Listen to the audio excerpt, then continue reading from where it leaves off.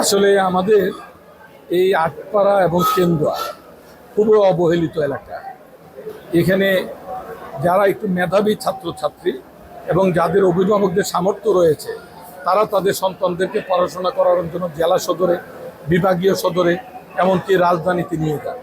কিন্তু আমাদের এটা খুব প্রান্তিক জনগোষ্ঠীর এলাকা। এখানে কৃষকদের বসবাস সবচেয়ে বেশি।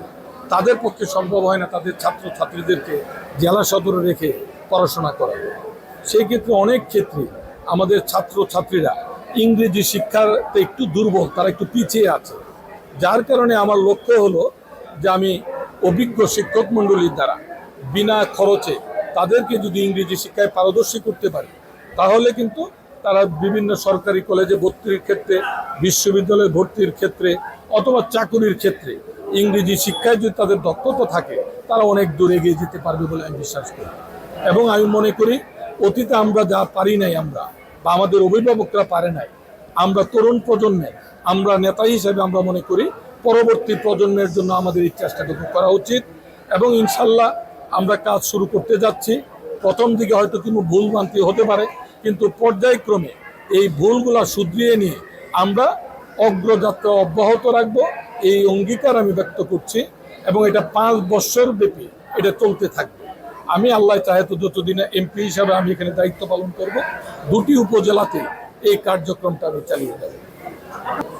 আজকে আপনারা জেনে খুশি হবেন যে আজকে আমি আটপাড়াতে সরকারি প্রাথমিক বিদ্যালয়ের প্রধান শিক্ষক, শিক্ষা কর্মকর্তা সহ আমরা একটি সভা করেছিলাম।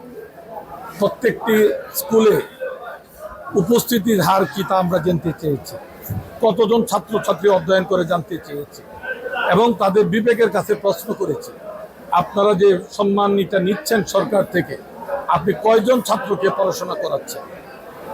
এবং এই বিবেকের দায়বদ্ধতা থেকে কোনো ছাত্রছাত্রী যদি উপস্থিত না হয়, প্রতি মাসে পার্সেন্টেজ অনুযায়ী অভিভাবকদের সঙ্গে আপনারা মিলিত হবেন, তাদেরকে বলবেন ছাত্রছাত্রীরা নিয়মিত যাতে ক্লাসে অংশগ্রহণ করে। বৎসর শেষে যদি উপস্থিতির হার সবচেয়ে কম থাকে, তাহলে তাকে পরীক্ষায় অংশগ্রহণ করা থেকে বিরত রাখবে। এবং শিক্ষার মান উন্নয়নে প্রত্যেকটি প্রাথমিক বিদ্যালয়ের খেলার মাঠ উন্নয়নের জন্য আমি পরিকল্পনা করেছি। এবং আমি আশা করি আগামী 1 বছরের মধ্যেই প্রত্যেকটি সরকারি প্রাথমিক বিদ্যালয়ের খেলার মাঠ ছাত্রছাত্রীদের খেলাধুলার করার মতো উপযোগী করে তুলতে পারবো বলে আমি বিশ্বাস করি। এবং শিক্ষকবৃন্দ নিয়মিত যাতে ক্লাসে আসেন এবং সময় শেষ হলে পরে তারা শিক্ষা মুখ ত্যাগ করে। আরেকটি অনুরোধ আমি করেছি, শিক্ষাঙ্গনে যতক্ষণ থাকবেন তখন যেন তারা ফেসবুক, ইউটিউব এই বিষয়গুলো যেন ব্যবহার না করে।